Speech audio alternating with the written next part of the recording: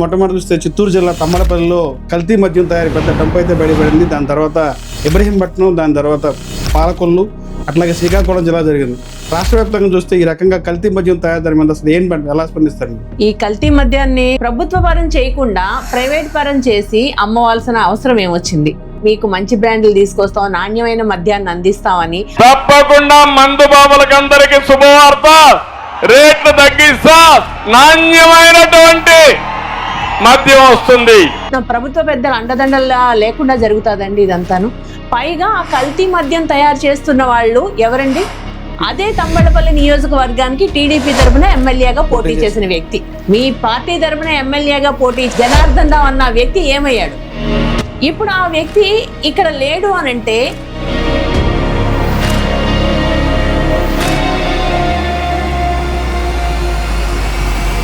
Madam, ఇప్పుడు ఈ కల్తీ మద్యం తయారు చేసే వారికి పొలిటికల్ ప్రొటెక్షన్ ఉందనేది కొంత ఆరోపణ ఉంది. దీన్ని ఎలా చూస్తారు? దీని మీద ఏమైనా లీగల్గా ఎలాంటి చర్యలు తీసుకోవచ్చు? ఏంటి పొలిటికల్ ప్రొటెక్షన్ లేకుండా ఇంత పెద్ద ఎత్తున జరగదు. పైగా మాకున్న అనుమానం ఏంటంటే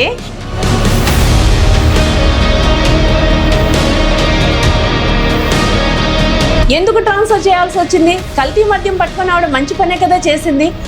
వేలంపాట్లు తీసుకొని షాపులు మెయింటైన్ చేస్తున్నారు. ఆ షాపుల్లోనే ఈ మధ్య కాలంలో 6 చనిపోయారు.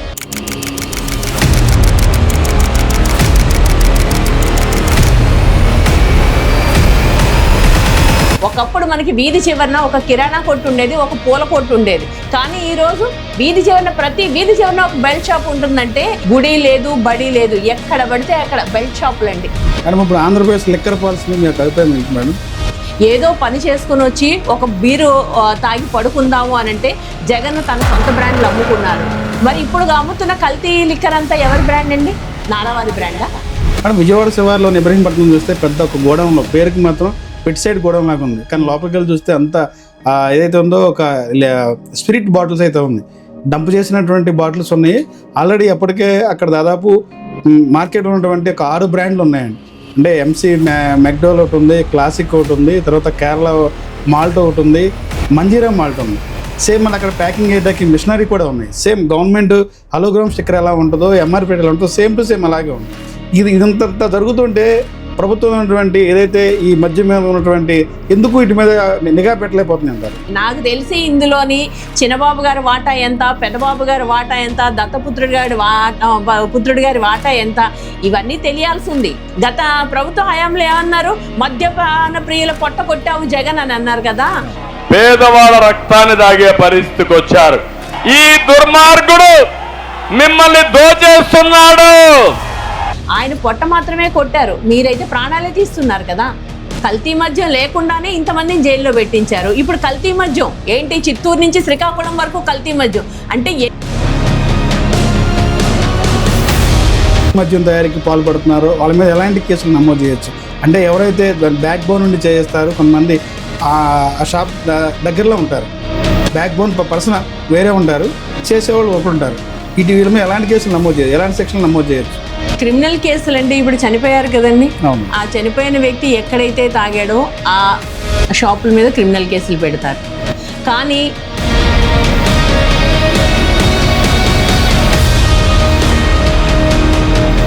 ఇచ్చారండి 10 కార్లే రావాలి, ఇంతమందికి మించి వస్తే కేసులు ఎవరికన్నా ప్రాణ నష్టం కలిగితే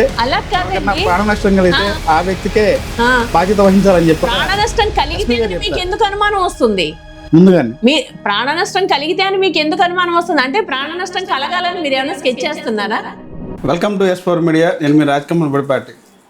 ఆంధ్రప్రదేశ్ రాష్ట్రంలో క్వాలిటీ మద్యం ఇస్తానని చెప్పి అధికారంకి వచ్చినటువంటి కుటుంబ ప్రభుత్వం ఈ రోజున అధికారం చేపట్టినటువంటి 15 నెలల కాలంలో రాష్ట్రంలో ఎక్కడ చూసినా కల్తీ మద్యం తయారీ కేంద్రాలు కుటీర పరిశ్రమలాగా మారాయి. అసలు ఆంధ్రప్రదేశ్లో ఉన్నటువంటి ఈ కల్తీ మద్యం తయారయ్యే విధానం, రాష్ట్రంలో ఉన్నటువంటి కల్తీ మద్యం కుటీరాలుగా బయటపడే విధానానికి సంబంధించి మనతో పాటు చర్చించేందుకున్నారు ప్రముఖ న్యాయవాది, హైకోర్టు న్యాయవాది ఎం శ్రీదేవి గారు మనతో ఉన్నారు. మేడం నమస్తే. మేడం మేడం మీరు ఆంధ్రప్రదేశ్లో దాదాపు ఎక్కడ చూసినా మొట్టమొదటి చూస్తే చిత్తూరు జిల్లా తమ్మలపల్లిలో కల్తీ మద్యం తయారీ పెద్ద డంప్ అయితే బయటపడింది. దాని తర్వాత ఇబ్రహీంపట్నం, దాని తర్వాత పాలకొల్లు, అట్లాగే శ్రీకాకుళం జిల్లా జరిగింది. రాష్ట్ర వ్యాప్తంగా చూస్తే ఈ రకంగా కల్తీ మద్యం తయారు మీద అసలు ఎలా స్పందిస్తారు మీరు?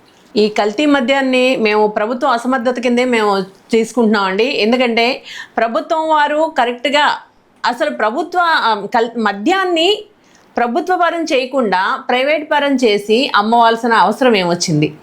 గత ప్రభుత్వంలోని 16,000 మంది ఉద్యోగస్తుల్ని పెట్టి ఒక టైం లిమిట్ పెట్టి రేట్లు పెంచి మద్యం తాగాలంటే భయపడే విధంగా రేట్లు పెంచి గత ప్రభుత్వం జగన్మోహన్ రెడ్డి గారి ప్రభుత్వానికి ఆదాయం వచ్చే విధంగా మద్యాన్ని విక్రయిస్తే ఈ కూటమి ప్రభుత్వం అధికారంలోకి వచ్చే ముందు నాణ్యమైన మద్యాన్ని అందిస్తాము మీకు అని అప్పట్లోని జగన్మోహన్ రెడ్డి గారు చీప్ బ్రాండ్స్ తీసుకొచ్చారని చెప్పేసి ఆయన అమ్మిన బ్రాండ్ల వల్ల 30,000 మంది చనిపోయారని నానా రకాలుగా యాగి చేసి మీకు మంచి బ్రాండ్లు తీసుకొస్తాం, నాణ్యమైన మద్యాన్ని అందిస్తామని అధికారంలోకి వచ్చిన ఈ కూటమి ప్రభుత్వం ఈరోజు చేస్తున్నదేంటి? ఎక్సైజ్ ఆఫ్ స్టేషన్కి కూతవేటు దూరంలోనే కల్తీ మద్యం తయారు చేస్తున్నారంటే ప్రభుత్వ పెద్దల అండదండలా లేకుండా జరుగుతుందండి ఇదంతాను. పైగా ఆ కల్తీ మద్యం తయారు చేస్తున్న వాళ్ళు ఎవరండి? అదే తంబళపల్లి నియోజకవర్గానికి టీడీపీ తరపున ఎమ్మెల్యేగా పోటీ చేసిన వ్యక్తి. ఇప్పుడు ఆ వ్యక్తి ఇక్కడ లేడు అనంటే వీళ్ళకి ఏమైనా స్మెల్ వచ్చి అతను ఎస్కేప్ అయ్యాడా? ముందుగానే ఇన్ఫర్మేషన్ తెలిసి ఆయన ఎస్కేప్ అయ్యాడేమో అన్న అనుమానం కలుగుతుంది మనకి. ఎందుకంటే నిన్న చూసాం మనం, ఈరోజే అనుకుంటా పేపర్లో చూశాను, కల్తీ మద్యాన్ని పట్టుకున్న సిఐ గారిని ట్రాన్స్ఫర్ చేశారంట. ఎందుకు ట్రాన్స్ఫర్ చేయాల్సి వచ్చింది? కల్తీ మద్యం పట్టుకుని ఆవిడ మంచి పనే కదా చేసింది. అందులో చెప్తున్న కాజు మీ స్టేషన్ పక్కనే జరుగుతున్నా మీరు ఇంతవరకు పట్టుకోలేదు అని కాజు చూపిస్తున్నారు. కరెక్టే, ఆవిడని ట్రాన్స్ఫర్ చేశారు కల్తీ మద్యం పట్టుకుందని. కానీ కల్తీ మద్యం తయారు చేస్తున్న వాళ్ళకి మీరు ఇచ్చిన శిక్ష ఏంటి?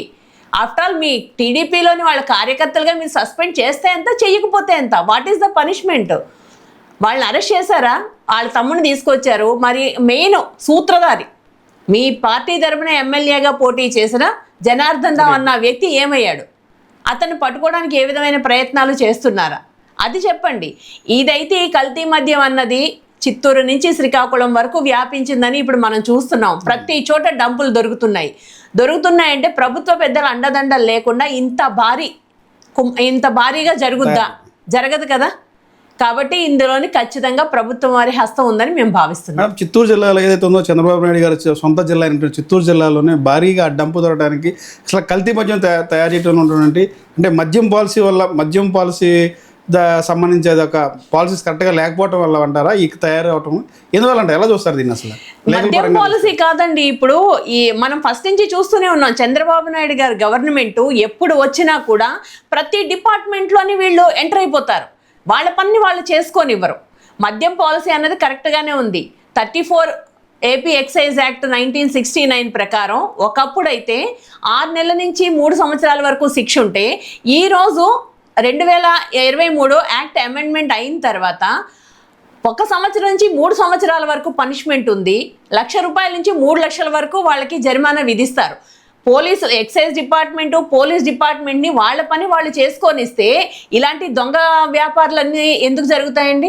వాళ్ళ పని వాళ్ళని చేసుకొని ఇవ్వకుండా ఒకవేళ పట్టుకున్నా మీరు ఇన్ఫ్లుయెన్స్ చేసి వాళ్ళని బయటకు వచ్చేలా చేసి వాళ్ళకి శిక్షలు పడకుండా ఈ ప్రభుత్వ పెద్దలే ప్రొటెక్ట్ చేయడం వల్ల ఈ రోజు ఇంతవరకు వచ్చిందండి. మేడం, ఇప్పుడు ఈ కల్తీ మద్యం తయారు చేసే వారికి పొలిటికల్ ప్రొటెక్షన్ ఉందనేది కొంత ఆరోపణలు ఉన్నాయి. దీన్ని ఎలా చూస్తారు? దీని మీద ఏమైనా లీగల్గా ఎలాంటి చర్యలు తీసుకోవచ్చు? పొలిటికల్ ప్రొటెక్షన్ లేకుండా ఇంత పెద్ద ఎత్తున జరగదు. పైగా మాకున్న అనుమానం ఏంటంటే ఈ తయారు చేసిన కల్తీ మద్యం ప్రభుత్వ గోడౌన్లోకి వెళ్ళి తద్వారా షాపులకి వెళ్తుంది. ఆ వెళ్ళబట్టే ఈరోజు కల్తీ మద్యాన్ని ఇంత విచ్చలవిడిగా అమ్మగలుగుతున్నారు. లేదంటే ఏ షాపులకైతే వీళ్ళు పర్మిషన్ ఇచ్చారో అదే షాపుల వాళ్ళు సపరేట్గా ఒక రూములు మెయింటైన్ చేయడం ఏంటి, అనాథరైజ్డ్గా రూములు మెయింటైన్ చేయడం, పెద్ద పెద్ద గోడౌన్స్ పెట్టడం ఏంటి, రూములు మెయింటైన్ చేయడం ఏంటి, అక్కడ తాగిన వాళ్ళే ఏ ప్రభుత్వం ద్వారా అయితే షాపులు మెయింటైన్ అవుతున్నాయని కొనుక్కొని వేలంపాట్లో తీసుకొని షాపులు మెయింటైన్ చేస్తున్నారో ఆ షాపుల్లోనే ఈ మధ్య కాలంలో 6 చనిపోయారు. అంటే ప్రభుత్వం ద్వారా వెళ్తుంది కదా, ఏ ప్రభుత్వం పర్మిషన్లు ఇచ్చిన ఆ షాపులకే ఈ కల్తీ మద్యం వెళ్తుంది. అంటే ప్రభుత్వ పెద్దలు అండదండ లేకుండా జరుగుతుందండి. అంటే పోలీసు శాఖ సంబంధించి ప్రొబేషన్ శాఖ ఎటువంటి దీని మీద ఎలాంటి చర్యలు తీసుకోవద్దంటారు అసలు?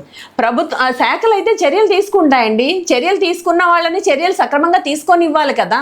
ఇప్పుడు వాళ్ళని ప్రలోభ పెడుతున్నారు, ప్రతి డిపార్ట్మెంట్ని ప్రలోభ పెడుతున్నారు. మనం చూస్తూనే ఉన్నాం పోలీస్ శాఖ వాళ్ళని ఏ విధంగా ప్రలోభ పెడుతున్నారు. అదేవిధంగా ఎక్సైజ్ శాఖ వాళ్ళని కూడా ప్రలోభాలు, భయభ్రాంతులకు గురి చేస్తున్నారు. ప్రలోభాలు కూడా కాదు, గత 2-3 నెలల క్రితం చూసాం ఐపీఎస్ ఆఫీసర్లు, ఐఏఎస్ ఆఫీసర్లు మేము ఆంధ్రాలో పనిచేయం దేవుడా అని దండం పెట్టేసి వెళ్ళిపోతున్నారు. దీన్ని బట్టి మనకు అర్థం అవుతుంది కదా ప్రభుత్వం ఎంత క్రూరంగా, ఎంత నీచంగా పరిపాలన కొనసాగిస్తుంది, ఎంత దారుణంగా వ్యవస్థల్ని నాశనం చేస్తుంది అన్నది మనకు దీన్ని బట్టి అర్థం అవుతుంది. కల్తీ మద్యం తయారు చేయడం కనుక దీనికి సంబంధించి ఏమన్నా ఈ పొలిటికల్గా కాకుండా అధికారులు కూడా ఏమైనా ప్రోత్సాహం ఉందంటారు? హస్తం ఏదన్నా అంటే ప్రొబేషన్ ఎక్సైజ్ కానీ ఇట్లాంటి ఇలా ఏం లేకుండా ఇంత జరగదు కదా. రాష్ట్ర వ్యాప్తంగా జరిగి గవర్నమెంట్ షాపుల ద్వారా మామూలు షాపుల్లోకి వచ్చి తాగి జనాలు చనిపోతున్నారంటే దీన్ని ఎలా చూడొచ్చు అంటారు? ఖచ్చితంగా వాళ్ళు కుమ్మక్కు అవ్వకుండా ఇంతవరకు ఇంత భారీగా అయితే జరగదు.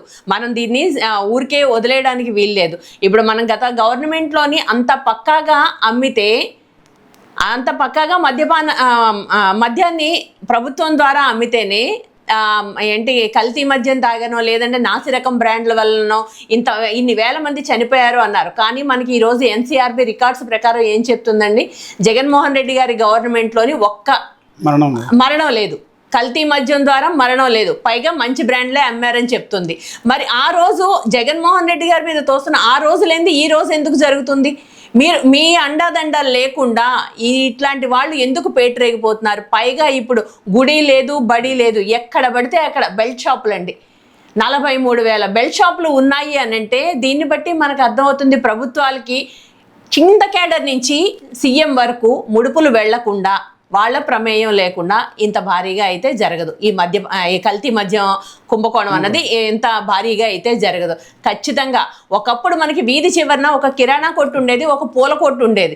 కానీ ఈరోజు ప్రతి వీధి చివరన ఒక బెల్ట్ షాప్ ఉంటుందంటే ప్రజల మాన ప్రాణాలతోటి ఎంత ఘోరంగా ప్రభుత్వం ఆడుకుంటుందన్నది మనకి అర్థమవుతుందండి. ఇప్పుడు కల్తీ మద్యం తయారీదారులపై ఎలాంటి చర్యలు తీసుకోవచ్చు? ఎటువంటి కేసులు నమోదు చేయాలి? సిఆర్పి సెక్షన్ ప్రకారం ఎలాంటి సెక్షన్స్ నమోదవుతాయి? AP excise act 1969 section 34 clause a ప్రకారం తయారు చేసిన, విక్రయించిన, కలిగి ఉన్న, తాగిన, ఇంపోర్ట్ ఎక్స్పోర్ట్ చేసిన సెక్షన్ 34 క్లాజ్ ఏ ప్రకారం కేసు నమోదు చేస్తారండి. ఆ కేసు నమోదు చేసిన కేసుని నడిపించగలగాలి కదా. పెండింగ్లో ఎందుకు ఉంటున్నాయి ఇన్ని వేల కేసులు? ఇప్పటికీ ఎక్సైజ్ కేసు ప్రతిసారి ఎక్సైజ్ దాడులు జరుగుతాయి, ప్రతిసారి మనకి డ్రంక్ అండ్ డ్రైవ్ కేసులు పట్టుకుంటారు. మనకి 75% డ్రంక్ అండ్ డ్రైవ్ కేసుల్లో దొరుకుతున్నారు. దొరికిన వాళ్ళందరికీ శిక్షలు పడుతున్నాయండి. అంటే వ్యవస్థలను నాశనం చేయడమే కదా ఇది. ఒక్కసారి 2 సార్లు పనిష్మెంట్ ఇస్తే 3వ సారి సెటరేట్ అవుతారు కదా. పనిష్మెంట్ చేయడానికి కూడా నిలబడకుండా కేసుల్ని ప్రొలాంగ్ చేసుకుంటూ పోతున్నారు. ఇంకా శిక్షలు పడవంటే ఎక్కడి నుంచి పడతాయండి? ప్రభుత్వ పెద్దల ఇన్ఫ్లుయెన్స్ లేకుండా ఇవన్నీ జరుగుతాయా? వాళ్ళ ఇన్ఫ్లుయెన్స్ తోటే కదా. ఇప్పుడు గవర్నమెంట్ లీడర్లు ఉంటారు, వాళ్ళంతా ప్రభుత్వ పెద్దల ఇన్ఫ్లుయెన్స్ తోటే కదా వస్తారు. వాళ్ళని మనం తప్పు పట్టడానికి లేదు. ఎందుకంటే బెదిరింపులు, భయభ్రాంతులకు గురి చేస్తున్నారు ప్రజల్ని, అధికారుల్ని, ఉద్యోగస్తుల్ని భయభ్రాంతులకు గురి చేస్తున్నారండి. ఇంకా వాళ్ళకి పనిష్మెంట్ ఎక్కడి నుంచి దొరుకుద్దండి? ప్రభుత్వాలే ఇలా ఉంటే మనకి సెక్షన్ ఆర్టికల్ 47 ప్రకారం మద్యపానాన్ని మద్యపానం అసలు ఒక ఆదాయ వనరుగా కాకుండా చూడాలని చెప్పేసి ఆర్టికల్ 47 చెప్తుంది రాజ్యాంగం ప్రకారం. కానీ ఇప్పుడు ప్రభుత్వంలో ప్రధాన ఆదాయ వనరు మద్యమే అవుతుంది. ఆ రాష్ట్ర బడ్జెట్లో 12% మద్యం ద్వారా వచ్చిన డబ్బే. అంటే దీన్ని బట్టి మనకు అర్థమవుతుంది కదా మద్యాన్ని ఎంత ఏరులై పారిస్తున్నారు ప్రభుత్వాలు అన్నది. ఇంతకంటే దారుణం ఉంటుందా? ఇప్పుడు ఆంధ్రప్రదేశ్ లిక్కర్ పాలసీ మీ యొక్క అభిప్రాయం ఏంటి మేడం? అదే అంటున్నాం కదండి, ఇంతకు ముందు ప్రభుత్వం చేసింది చాలా మంచి పద్ధతి. జగన్మోహన్ రెడ్డి గారి ప్రభుత్వం ఒక టైం పెట్టింది, ఈ టైం నుంచి ఈ టైం వరకే అమ్మాలి. 16,000 మంది ఎంప్లాయీస్ని పెట్టింది.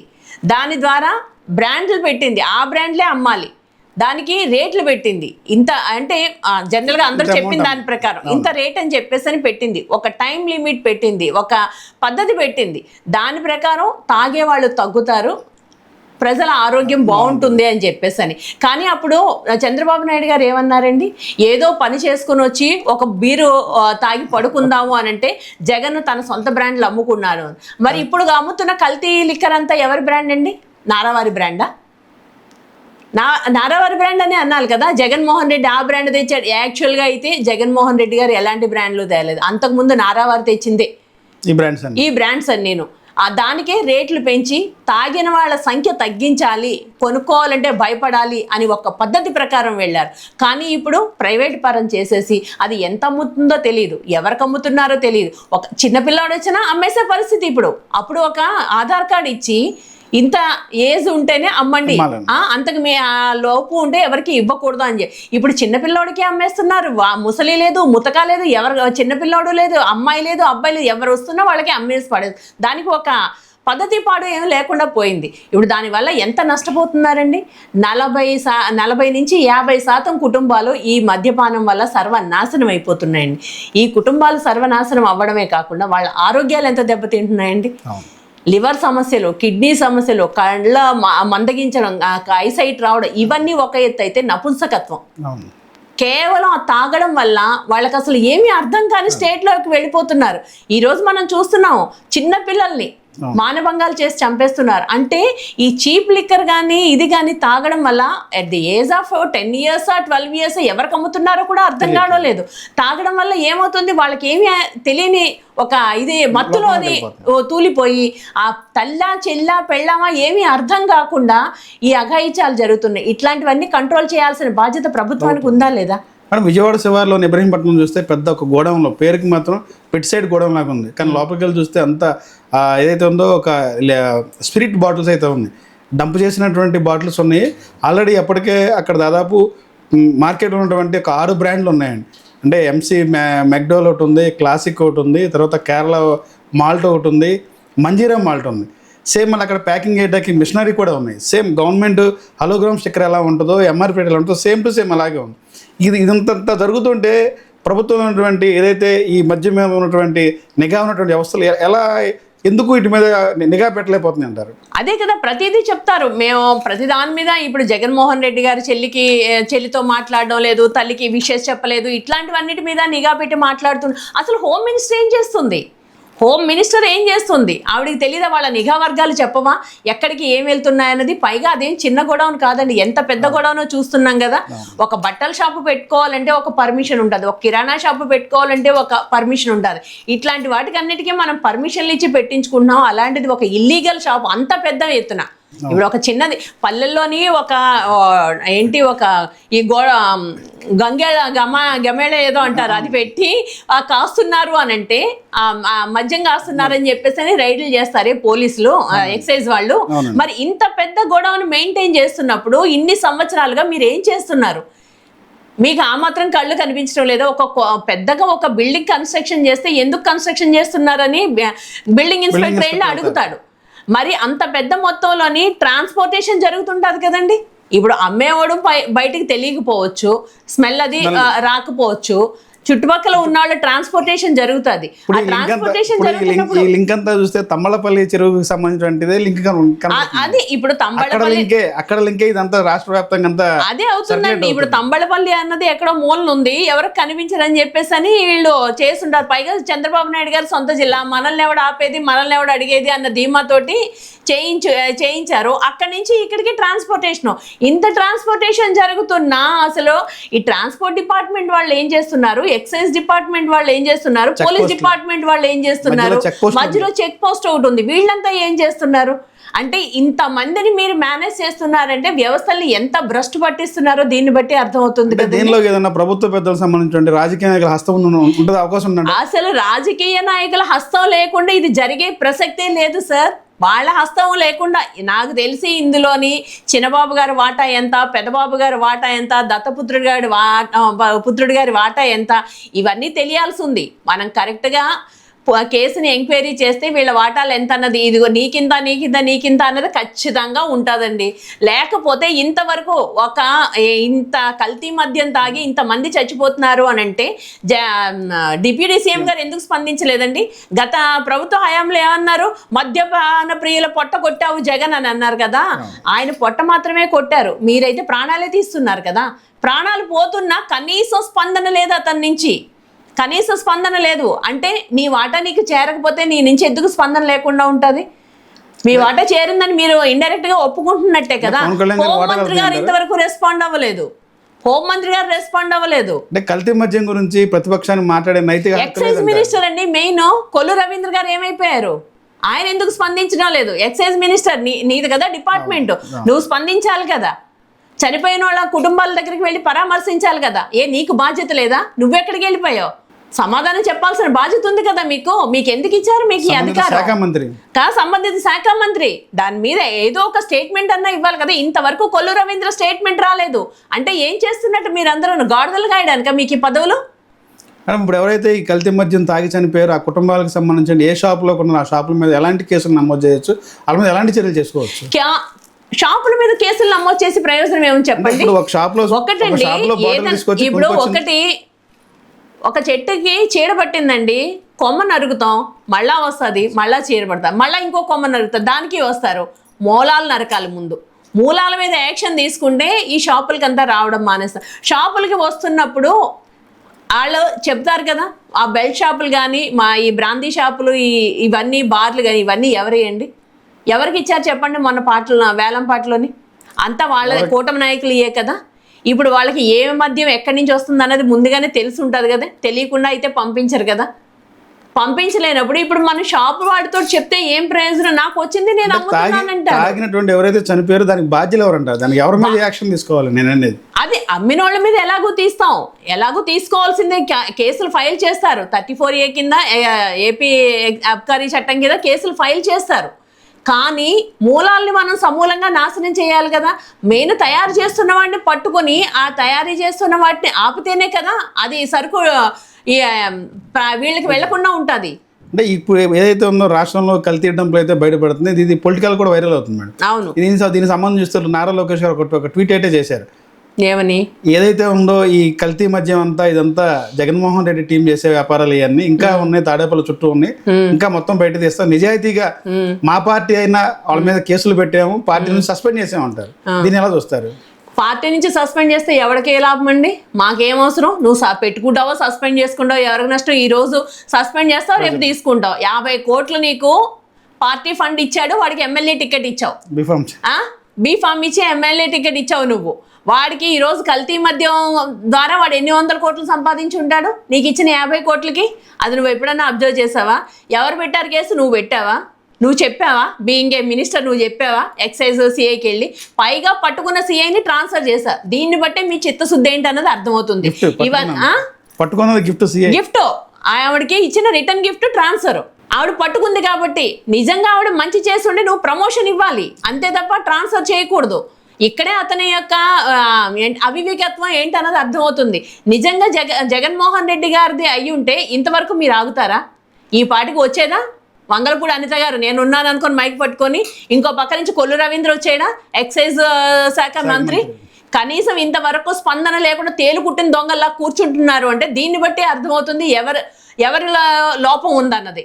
జగన్మోహన్ రెడ్డి గారివే అయ్యుంటే, జగన్మోహన్ రెడ్డి గారే కల్తీ సారా అమ్ముంటే, కల్తీ బ్రాండ్లు అమ్ముంటే, మరి ఆ టైంలో ఎందుకు ఈ కల్తీ మద్యం తాగి చనిపోయారని ఒక్క కేసు కూడా నమోదు కాలేదు?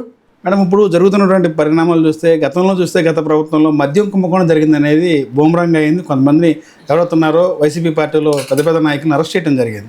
ఇప్పుడు చూస్తే కల్తీ మద్యం జరుగుతుంది. దానికి దీన్ని చూస్తే ఏంటి ఎలా వేరియేషన్? అసలు లేని మద్యం కుంభకోణాన్ని ఉందని చెప్పారు. 1,00,000 కోట్లు అన్నారు, 40 కోట్లు అన్నారు, 50 కోట్లు అన్నారు, చివరికి 3 కోట్లు అని చెప్పి 3,000 కోట్లు అని చెప్పేసి తేల్చారు.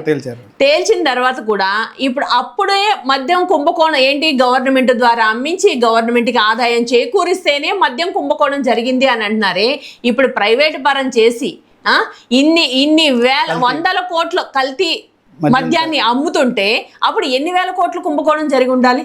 అప్పుడే జరిగింది. ఇప్పుడు అంత ట్రాన్స్పరెంట్గా ఏంటి టైం లిమిట్స్ పెట్టి ఇన్ని షాపులే ఉండాలి, ఇంత టైంలోనే అమ్మాలి, ఇంత రేటుకే అమ్మాలి అని చెప్పేసి 16,000 మంది ఎంప్లాయీస్ని పెట్టి అమ్మిస్తేనే అంత కుంభకోణం జరిగిందని గగ్గోలు ఎత్తుతున్నారే. మరి ఈ రోజు లెక్కాపత్రం లేకుండా ఇష్టం వచ్చినట్టు ఇచ్చేసారు, బెల్ట్ షాపులు ఇచ్చేసారు, మామూలు బ్రాందీ షాపులు అన్నీ ఇచ్చేసినా ఇప్పుడు జరుగుతున్నది కుంభకోణం కాదా?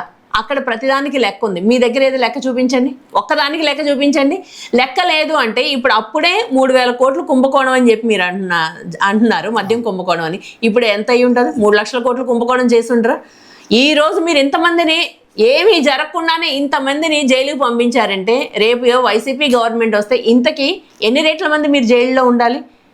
అప్పుడు మీరు ఇప్పుడే కట్టించుకోండి మీరు కొత్త జైల్లో రేపు వెళ్ళడానికి. ఎందుకంటే మీరు తీసుకొచ్చిన సాంప్రదాయమే. అప్పుడు కల్తీ మద్యం లేకుండానే ఇంతమందిని జైల్లో పెట్టించారు. ఇప్పుడు కల్తీ మద్యం ఏంటి? చిత్తూరు నుంచి శ్రీకాకుళం వరకు కల్తీ మద్యం అంటే ఎన్ని వందల మందిని అరెస్ట్ చేయాలి? మీ వాళ్ళని ఎన్ని వందల మందిని అరెస్ట్ చేయాలి? ఇలాంటి వాళ్ళని ప్రతి షాపు వాడిని అరెస్ట్ చేయాలి నా లెక్క ప్రకారం. ఎందుకంటే ప్రభుత్వ గోడౌన్కి వచ్చి తద్వారానే షాపులకు వెళ్తుంది కాబట్టి ప్రతి షాపు వాడిని అరెస్ట్ చేయాలి. అంటే మద్యం బాటిల్ తయారు చేశారు కానీ బయటికి వెళ్ళలేదు అనేది ప్రభుత్వంలో పెద్దలు చెప్తారు. బయటికి వెళ్లకుండానే ఇంతమంది తాగారండి, తయారు చేశారు, బయటికి వెళ్లకుండానే ఇంతమంది చనిపోతున్నారా? బయటికి వెళ్లకుండానే అమ్ముతున్నారా? ప్రతి చోట దొరుకుతుంది కదా, మీరు పంపించింది ఏంటి? ఇంత పెద్ద గోడౌన్ ఎస్టాబ్లిష్ చేస్తూ ఇప్పుడు 4-5 చోట్ల డంపులు దొరుకుతూ బయటికి వెళ్ళలేదని చెప్పడానికి సిగ్గు అనిపించడం లేదా మీకు? ఏ విధంగా చెప్తున్నారు బయటికి వెళ్ళలేదని? ఏమైనా చిన్నవంటి చూస్తున్నాం కదా, అది ఎంత ఎస్టాబ్లిష్డ్గా పెట్టారు పెద్ద పెద్దవి. ఆ క్యాన్లు కానీ ఆ మెషిన్స్ కానీ అన్నీ కూడా అసలు స్పిరిట్ ఎక్కడి నుంచి వస్తుంది మీకు? స్పిరిట్ ఎక్కడి నుంచి వస్తుంది? స్పిరిట్ ఇంపోర్ట్ చేసుకోవడానికి మీకు పర్మిషన్లు ఎవరు ఇస్తున్నారు? ఇట్లాంటివన్నీ మీరు ఎంక్వైరీ చేయాలి కదా. ఎక్సైజ్ డిపార్ట్మెంట్ ఉన్నది దేనికి? స్పిరిట్ కానీ మాల్ట్ కానీ ఏదన్నా ప్రభుత్వ పెద్దల అండదండలు లేకుండా ఇంత పెద్ద మొత్తంలో అయితే జరగదండి. ఖచ్చితంగా ప్రభుత్వ పెద్దల అండదండలనే వాళ్ళ హ్యాండ్ కూడా ఉంది. ఖచ్చితంగా ఇప్పుడు రాష్ట్రంలో జరుగుతుంటే ఈ కల్తీ మద్యం సంబంధించి న్యాయస్థానంలో ఏమైనా సుమోటోగా స్వీకరించే అవకాశం ఉందంటారు ఈ ఉన్న పరిస్థితిని బట్టి? స్వీకరించాలి న్యాయస్థానాలు, ఎందుకంటే ప్రజల మానపానానికి రక్షణ కల్పించాలి కాబట్టి వాళ్ళకి ఇబ్బంది కలుగుతుంది కాబట్టి నా ఉద్దేశం ప్రకారం ఖచ్చితంగా కోర్టులు అయితే సుమోటోగా స్వీకరించాలి. ఇది చిన్న విషయం కాదు, పైగా ఇంత పెద్ద మొత్తంలో జరుగుతున్నప్పుడు కోర్టులు సుమోటోగా స్వీకరించి ఈ కేసుని తీసుకుంటారని నేను భావిస్తున్నాను. మేడం ఇప్పుడు ఈ కేసులు కట్టిన తర్వాత ఏమన్నా ఇది సజావుగా కేసులు నడుస్తాయి అంటారు? రాజకీయ ఆస్తి ఉండి ఏదన్నా ఇంకా వాయిదాల పరంగా నడుస్తూ ఉంటాయి అంటారు ఏళ్ల తరబడి? ఖచ్చితంగా ఏళ్ల తరబడే నడుస్తాయండి. సజావుగా నడిచేటట్లయితే గత ప్రభుత్వ హయాంలో జరగని దానికి ఇంతమందిని ఎందుకు జైలు పాలు చేశారు? అది మొన్న మిథున్ రెడ్డి గారి కేసులోనే అర్థమవుతుంది. ఇది తప్పుడు కేసు అని. ఆయన డే 1 నుంచి రిలీజ్ అయ్యేంత వరకు ఒకటే మాట చెప్పారు, అదే మాట నమ్మారు. అప్పుడే అలా జరిగింది అని అంటే ఇప్పుడు ఇన్ని వందల మందిని తీసుకెళ్లి లోపల వేయాలి నా ఉద్దేశం ప్రకారం. అమ్మినవాడు, తయారు చేసిన వాడి దగ్గర నుంచి, తయారీకి ప్రోత్సహించిన వాడి దగ్గర నుంచి అమ్మినవాడి వరకు ప్రతి ఒక్కళ్ళని కూడా అరెస్ట్ చేయాలి. అరెస్ట్ చేస్తేనే అప్పుడు ప్రజలకి న్యాయం జరుగుతున్నట్టు.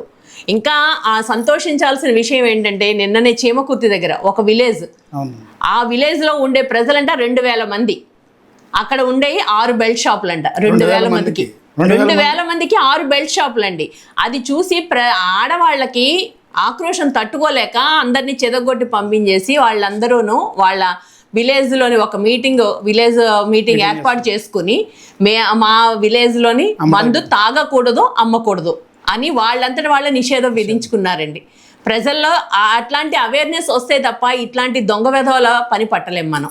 మేడం ఇప్పుడు ఎవరైతే ఇట్లాంటి కల్తీ మద్యం తయారీకి పాల్పడుతున్నారో వాళ్ళ మీద ఎలాంటి కేసులు నమోదు చేయొచ్చు? అంటే ఎవరైతే దాని బ్యాక్ బోన్ నుండి చేస్తారు, కొంతమంది ఆ షాప్ దగ్గరలో ఉంటారు, బ్యాక్ బోన్ పర్సన్ వేరే ఉంటారు, చేసేవాళ్ళు ఒకరు ఉంటారు. వీళ్ళ మీద ఎలాంటి కేసులు నమోదు చేయొచ్చు, ఎలాంటి సెక్షన్లు నమోదు చేయొచ్చు? క్రిమినల్ కేసులు ఏమైనా పెట్టే అవకాశం ఉంటుందంటారా? క్రిమినల్ కేసులు అంటే ఇప్పుడు చనిపోయారు కదండి, ఆ చనిపోయిన వ్యక్తి ఎక్కడైతే తాగాడో ఆ షాపుల మీద క్రిమినల్ కేసులు పెడతారు. కానీ ఇది పలానా చోట నుంచి తీసుకొచ్చింది తాగారు అన్నది వాళ్ళకి క్లారిటీ ఉండాలి కదా. అది ఇప్పటి వరకు ఆనవాళ్ళు ఉంచుతారంటారా? అంటే కొంతమంది ఇబ్రహీంపట్నంలో షాపులో అక్కడ పలానా ఏఆర్ వైన్స్ ఏదైతే సీజ్ చేశారో ఆ షాప్ దగ్గర ఉన్నటువంటి ప్లేస్లో ఏదైతే తాగడానికి పెట్టారో అక్కడ తాగి అక్కడ పడిపోయిన మనిషి ఉన్నాడు. నిన్న వాళ్ళ భార్య కూడా బయటకు వచ్చింది. అవును, అలాంటి వారు ఎలాంటి చర్య తీసుకుంటారు? అంటే ఈ పలానా బాటిల్ ఎక్కడి నుంచి వచ్చిందనేది దాని మీద ఎంక్వైరీ చేసి ఎక్కడి నుంచి తయారైంది అనేది వాటి మీద ఏమన్నా చర్యలు ఉంటాయి అంటారా? మామూలుగా ఒక లిక్కర్ తయారవ్వాలంటే అది శాంపుల్ తర్వాత క్వాలిటీకి వెళ్ళాలి, కంట్రోల్ చేసేది అంతా చెక్ చేసిన తర్వాత నాణ్యత ఉంది అన్న తర్వాత బయటకు వస్తుంది. జనరల్గా మనం కల్తీ మద్యం అనుకుంటున్నాం అండి, ఇంకా క్వాలిటీ చెక్ ఎక్కడ జరుగుతుంది? క్వాలిటీ చెక్ చేసే అవకాశమే లేదు కదా. మేము తయారు చేస్తున్నాం, అమ్ముతున్నాం, మీరు తాగండి. మీకు కావాల్సింది మందు, అది మేము అమ్ముతున్నాం. అది కల్తీది అయితే మీకెందుకు, ఒరిజినల్ అయితే మీకెందుకు? మీకు తక్కువకు రావాలి, మందు రావాలి అని చెప్పేసి అని అడిగారు, నేను ఇస్తానని చెప్పాను, ఇస్తున్నాను, అంతే. అంతే, మీ చావు మీరు చావండి, మాకు కావాల్సింది డబ్బు, మీకు కావాల్సింది మందు. మీ చావు మీరు చావండి, మీ ప్రాణాలతో మాకేంటి? పైగా ఇంతమంది తాగుతున్నారు, ఇన్ని రకాలుగా ఇబ్బందులు పడుతున్నారు, కనీసం ప్రభుత్వ బాధ్యత తీసుకుంటుందండి? ఈ తాగి ఎన్నో రకాల జబ్బులు పాలవుతారు కదా. ఆరోగ్యశ్రీ కూడా క్యాన్సిల్ చేశారు. ఇప్పుడు పేదవాడు ఈ మద్యం తాగి ఎన్నో రకాల జబ్బులకి ఇబ్బంది పడి హాస్పిటల్కి వెళ్ళాలంటే ఆరోగ్యశ్రీ కూడా లేదు. వాడు ఎలా బతకాలండి పేదవాడు అన్నవాడు? కనీసం ఆలోచిస్తున్నారా? ప్రజల ప్రాణాలకే రక్షణ లేకుండా చేస్తున్నది ఈ ప్రభుత్వం. ఇలాంటి ప్రభుత్వాలకి ఇంకా మనం ఏం చెప్తాం చెప్పండి? ఇలాంటి ప్రభుత్వాల్లోని జెన్యూన్గా జరుగుద్ది ఎంక్వైరీలు, కేసులు అవి జెన్యూన్గా నడుస్తాయని మనం ఎలా అనుకుంటాం? కరోనా కన్నా చాలా దారుణమైనటువంటి సిచ్యువేషన్. అవును, కల్తీ మద్యం అనేది. ఇప్పుడు కరోనా అంటే భయపడి ఆగారు, కానీ ఈ కల్తీ మద్యం అన్నదానికి అమ్మిన వాడికే మానవత్వం లేదు, తయారు చేస్తున్న వాడికి మానవత్వం లేదు. ఇంతమంది ప్రాణాలు పోతాయని నీకు తెలీదా? నీకు అసలు పర్మిషన్ లేకుండా తయారు చేయడమే తప్పు. దాన్ని నేరం అండి, అది క్షమించరాని నేరం, శిక్షార్హం అది. అలాంటిది కనీసం నీకు మనస్సాక్షి కూడా లేకుండాను దానికి మళ్ళా రివర్స్లోని గత ప్రభుత్వం వాళ్ళ మీద నెట్టడం అది ఎంతవరకు కరెక్టు? లోకేష్ గారి అజ్ఞానం ఇక్కడే మనకు అర్థమవుతుంది. ఇప్పుడు జగన్ గారి హయాం నుంచే ఉన్నాయి అన్నారు, మరి మీ గవర్నమెంట్ వచ్చి 15 నెలలు అయింది, అట్లాంటివన్నిటిని మీరు బ్యాన్ చేయాలి కదా, మీకు బాధ్యత లేదా? నిజాయితీగా మేము దాడులు చేస్తున్నాం, ఎవరైతే ఉన్న వారి మీద చర్యలు తీసుకుంటున్నాం, కేసులు పెడుతున్నాం చెప్తున్నారు. పార్టీలో ఉన్న సస్పెండ్ చేస్తాం చెప్తున్నారు లోకేష్ గారు. సస్పెన్షన్ ఎవరికి కావాలండి? పోయిన ప్రాణం ఎవరు తీసుకొచ్చిస్తారు? మీరు సస్పెండ్ చేస్తే ఎవరికి కావాలి, సస్పెండ్ చేయకపోతే ఎవరికి కావాలి? నేను అదే అంటున్నాను కదా. ఈ రోజు ఏదో ఇది వచ్చింది, బయటకు వచ్చింది కాబట్టి సస్పెండ్ చేసావు, అదేదో నువ్వు ముందే చేసి ఉండొచ్చు కదా. నీ పార్టీలో ఉన్నవాడు ఏ బిజినెస్ చేస్తున్నాడో నీకు తెలీదా? నీకు 50 కోట్లు పార్టీ ఫండ్ ఇచ్చాడంటే అతనికి ఎక్కడి నుంచి వచ్చింది డబ్బు అన్నది నీకు తెలీదా? ఆర్థిక పరిస్థితి తెలుసు కదా, అతని ఫైనాన్షియల్ స్టేటస్ తెలుసు కదా, తెలిసే కదా నువ్వు ఇస్తావు. అతని ఫైనాన్షియల్ స్టేటస్, ఆయనకి రీసోర్సెస్ ఏంటన్నది నీకు తెలియకుండా నువ్వు ఎలా ఇస్తున్నావు? నీకు అన్ని కోట్లు ఇచ్చినప్పుడు ఈ 15 నెలల కాలంలో అన్న నీకు తెలియలేదా అతను ఎట్లాంటి వాడు అన్నది? నువ్వు నిజంగా బయటపడక ముందే అతని మీద ఇలాంటి నెగిటివ్ రిపోర్ట్ ఉందని సస్పెండ్ చేస్తే ఓకే, హ్యాట్స్ ఆఫ్ లోకేష్ అని ఉండేవాళ్ళు. కానీ ఇప్పుడు బయటపడింది కాబట్టి తప్పని పరిస్థితుల్లో నువ్వు సస్పెండ్ చేసావు. నువ్వు సస్పెండ్ చేయడం కాదు, రప్పించు, అమెరికా నుంచి పిలిపించి అరెస్ట్ చేయించు. ఆఫ్రికానో అమెరికానో ఎక్కడికో పోయి ఉంటాడు కదా, తీసుకొచ్చి అరెస్ట్ చేయించి ఇప్పుడు ఎక్కడికైతే వెళ్ళి ఎన్ని డంపులు అయితే ఉన్నాయో వాళ్ళందరినీ అరెస్ట్ చేయించండి, అన్నిటి మీద కేసులు పెట్టండి. ఏ చోట్లకి ఈ నకిలీ మద్యం వెళ్ళి అమ్ముతున్నారో వాళ్ళందరి ఏంటి క్యాన్సిల్ చేయండి, లైసెన్సులు క్యాన్సిల్ చేయండి, వాళ్ళ మీద కేసులు పెట్టి అరెస్ట్ చేయండి. అప్పుడు ప్రజలు నమ్ముతారు. అంతే తప్పితే ఏదో నేను నా చేతులు దులిపేసుకున్నానన్నట్టు జగన్మోహన్ రెడ్డి గారి మీద తోసేస్తే ఇది ఎంతవరకు సమంజసం? ప్రజలు హర్షిస్తారా దీన్ని? ఎంతమంది ప్రాణాలు పోయి అల్లాడిపోతున్నారండి అక్కడ. భార్యలో వాళ్ళ తాళి తెగి వాళ్ళు ఎంత ఇదిగా ఏడుస్తున్నారో అర్థమవుతుందా మీకు? సంపాదించే వ్యక్తి లేక, ఇంటికి ప్రధానంగా సంపాదించేదే భర్తే కదా, అతనే లేక వాళ్ళు అల్లాడిపోతుంటే మీరేమో నాది కాదు, వాళ్ళది కాదు, నాది, ఇలా ఒకళ్ళ మీద ఒకళ్ళు నెట్టుకోవడం అవసరం అండి? ఇప్పుడు వాళ్ళకి మీరు చేయగలిగే మేలు ఏంటన్నది మీరు చేసి చూపించండి. అంతే తప్పితే తప్పించుకోవాలని మాత్రం ప్రయత్నించకండి. కూటమి ప్రభుత్వం వచ్చిన తర్వాత ప్రజల మాన ప్రాణాలకి అయితే రక్షణ లేకుండా పోయిందండి. ఒకవైపు పసిపిల్లల మీద దాళ్ళు, ఒకవైపు అమ్మాయిల మీదేమో అరాచకాలు, ఇప్పుడేమో ఈ కల్తీ మద్యం, ఒకవైపు యూరియా లేక రైతుల ఆందోళనలు, ఎంప్లాయీస్, అన్ఎంప్లాయీస్, ప్రతి ఒక్కళ్ళు సఫర్ అవుతున్నారు. మీరు దేనికి సరైన సమాధానం చెప్తున్నారు చెప్పండి? ప్రతి దానికి ఏదో ఒక వంక చెప్పి తప్పించుకుంటున్నారే తప్పితే దేనికన్నా కరెక్ట్గా సమాధానం చెప్తున్నారా? జగన్మోహన్ రెడ్డి గారు ఏమో ప్రజల్లోకి రాడు అని అంటారు, వస్తాను అని అంటేనేమో పర్మిషన్లు ఏమో అంటారు. పర్మిషన్ ఇస్తేనే కదా వెళ్ళి ప్రజల్లోకి వెళ్ళేది. మీరేమో పర్మిషన్ ఇవ్వరు, రాకపోతేనేమో రాలేదని ఏడుస్తారు, వస్తేనేమో వచ్చాడని ఏడుస్తారు. లేనిపోని కేసులు. ఇదేనా మీ గవర్నమెంట్ నడిపే పద్ధతి? రేపు మెడికల్ కాలేజ్ కూడా జగన్మోహన్ రెడ్డి గారి టూర్కి పర్మిషన్ లేదని చెప్తున్నారు కదా మేడం. ఆయన పర్మిషన్ ఉన్నా లేకపోయినా వెళ్ళాల్సింది వెళ్తారు. అతన్ని ఆపే శక్తి ఎవ్వరికీ లేదు. ఇప్పుడు మెడికల్ కాలేజీలు కట్టలేదు అని అన్నారు కదా, కట్టాము అని జగన్మోహన్ రెడ్డి గారు చెప్తున్నారు. ఇప్పుడు కట్టాము కట్టలేదు అని చెప్పడం కాదండి, రికార్డ్స్ ఉంటాయి కదా. రికార్డ్స్ అనేది ఒకటి ఉంది కదా. మీరు గవర్నమెంట్ నడుపుతున్నారా లేదంటే ప్రైవేట్ ఇన్స్టిట్యూషన్ నడుపుతున్నారా? ప్రభుత్వాన్ని నడుపుతున్నారు కదా. ప్రభుత్వాన్ని నడుపుతున్నప్పుడు ఏది కట్టారు, ఎంత బడ్జెట్ ఇచ్చారు, ఇవన్నీ ఒక లెక్క ఉంటుంది కదా. ఆ లెక్క ప్రకారమే కట్టలేదు అని ఒక బాధ్యతాయుతమైన మంత్రులు ఏ విధంగా మాట్లాడతారండి అసలు? ఒక స్పీకర్ కానీ ఒక మంత్రి కానీ, ఈవెన్ మా సరిత అన్నావిడ అనిత అన్నావిడ ఇద్దరు మంత్రులే కదా, వాళ్ళు కూడా అంటున్నారే ఆవిడ దగ్గరుండి తీసుకెళ్లి చూపిస్తానంది కదా. మరి వస్తాను అంటప్పుడు నువ్వెందుకు పర్మిషన్ ఇవ్వడం లేదు? అంటే ఒక ప్రతిపక్ష నేత వస్తే కనీసం పోలీస్ ప్రొటెక్షన్ ఇవ్వలేనంత అసమర్థతలో గవర్నమెంట్ ఉంది. దీన్ని బట్టి అర్థమవుతుంది వాళ్ళు ఎంత భయపడుతున్నారు అన్నది. ప్రజలు అక్కడ ఎక్కువ క్రౌడ్ వస్తే ఇబ్బందికరంగా ఉంటుంది. కంట్రోల్ చేయండి. కంట్రోల్ చేయడానికే కదా పోలీస్ డిపార్ట్మెంట్ ఉంది, కంట్రోల్ చేయడానికే కదా మీరు ఉన్నారు. మీరు ఇంతకు ముందు వచ్చినప్పుడు జగన్మోహన్ రెడ్డి గారు గవర్నమెంట్ ఇవ్వలేదా మీకు ప్రొటెక్షన్? ఇవ్వండి. లేదంటే మాకు సంబంధం లేదని చేతులు ఎత్తేస్తారా? సంబంధం లేదని చేతులు ఎత్తేసి ఏదో ఒక ఫేక్ కేసు మొన్న పెట్టారు కదా అక్కడ, అలాంటి ఫేక్ కేసు ఏదైనా పెడదామని చూస్తున్నారా? కంట్రోల్ చేయలేనప్పుడు ఎందుకండి మీరుండి, ప్రభుత్వం ఉండి ఎందుకు అంతమంది పోలీస్ యంత్రాంగం ఉండి దేనికోసం? అంటే పోలీసులు కూడా కొన్ని షరతులతో కూడా అనుమతులు ఇచ్చారండి. 10 కార్లే రావాలి, ఇంతమందికి మించి వస్తే కేసులు ప్రాణ నష్టం కలిగితే ఆ వ్యక్తికే బాధ్యత వహించాలని చెప్పి. ప్రాణ నష్టం కలిగితే అని మీకు ఎందుకు అనుమానం వస్తుంది? ముందుగానే మీ ప్రాణ నష్టం కలిగితే అని మీకు ఎందుకు అనుమానం వస్తుంది? అంటే ప్రాణ నష్టం కలగాలని మీరు ఏమైనా స్కెచ్ చేస్తున్నారా? కలిగితే అని ఎందుకు అనుమానం వస్తుంది? ఇంతవరకు ఎప్పుడూ లేని ఇప్పుడు కలుగుతుందని ఎందుకు అనుకుంటున్నారు? ఎవరి ప్రాణం వాళ్ళకు ముఖ్యమే కదా. పైగా మీరు ప్రజానాయకులు. ఇప్పుడు ఒక చంద్రబాబు నాయుడు గారు వచ్చినా, ఒక పవన్ కళ్యాణ్ వచ్చినా, ఒక లోకేష్ వచ్చినా ఇంతమంది రావాలని ఏమైనా గిరిగీసుకుని కూర్చుంటారండి? అది మా ఇష్టం, మేము ప్రజలం, మాకు నచ్చిన నాయకుడు మేము వెళ్ళి చూసి వస్తాం. సినిమా ఆఫ్టర్ ఆల్ సినిమా యాక్టర్ల దగ్గరికి తండోపతండాలుగా వెళ్తున్నారండి. నువ్వు ఆ సినిమా ఇండస్ట్రీ నుంచి వచ్చిన వాళ్ళే కదా, ఎవరు పవన్ కళ్యాణ్ కూడా. మరి అలాంటిది ఒక ప్రజానాయకుడిని చూడడానికి ఇంతమంది ప్రజలు వస్తారు అని అంటే కంట్రోల్ చేయడానికి మీరు ఎవరండి? రావద్దు అని చెప్పడానికి. వచ్చిన వాళ్ళకి ప్రొటెక్షన్ ఇవ్వాల్సిన బాధ్యత మీది, పోలీస్ డిపార్ట్మెంట్ది. ఆ డిపార్ట్మెంట్కి చెప్పాలి కట్టుదిట్టమైన ఏర్పాట్లు చేయండి అని. ఏర్పాట్లు చేయడం చేత కానీ ప్రభుత్వం ప్రతిపక్ష నాయకుడిని రావద్దు అని ఎలా చెప్పుద్దండి? ఇది ఎంతవరకు కరెక్టు? ఇదేనా ప్రభుత్వాన్ని నడిపే పద్ధతి? అంటే వస్తే ప్రజల మధ్య కొంచెం క్రౌడ్ పెరుగుద్ది, దానివల్ల ఇబ్బంది పడతారనేదే ఎస్పీ గారితో ఈ రోజున స్టేట్మెంట్ వచ్చింది. అదే నేను అంటున్నానండి, ఇబ్బందులు కలగకుండా చేయడమే కదా, ప్రజారక్షణే కదా పోలీస్ డిపార్ట్మెంట్ వాళ్ళ పని. భద్రత చేయాల్సిన బాధ్యత మా వాళ్ళది ఉంది. ఇక్కడ నీకు ఈ జిల్లాకు వస్తున్నారు, ఈ జిల్లాలో పోలీస్ యంత్రాంగం సరిపోతే పక్క జిల్లా నుంచి తెప్పించు. చుట్టుపక్కల 4-5 జిల్లాలు ఉన్నాయి కదా, తెప్పించు. ఒక్క రోజుకి ఏమీ నష్టం కాదు కదా. ఒక రోజుకి అని క్రైమ్ రిపోర్ట్ అయిపోదు కదా. రాష్ట్రం మొత్తం పక్క జిల్లాల నుంచి తెప్పించి ప్రొటెక్షన్ చేయండి. ఇంతమంది రావాలి అని చెప్పడానికి మీరెవరు చెప్పండి? మీకేం అధికారం ఉంది? మా అభిమానాన్ని చాటుకుని మేము వస్తుంటే మమ్మల్ని రావద్దు అని చెప్పడానికి మీరెవరు? రైటే ఉంటుంది. రైట్ ఏం లేదు కదా వాళ్ళకి. మీరెవరు చెప్పడానికి? అసలు ప్రొటెక్ట్ చేయండి, మీరు రక్షణ కల్పించండి, ప్రజలకు రక్షణ కల్పించండి, ప్రతిపక్ష నేతకు రక్షణ కల్పించండి. అది మీ బాధ్యత.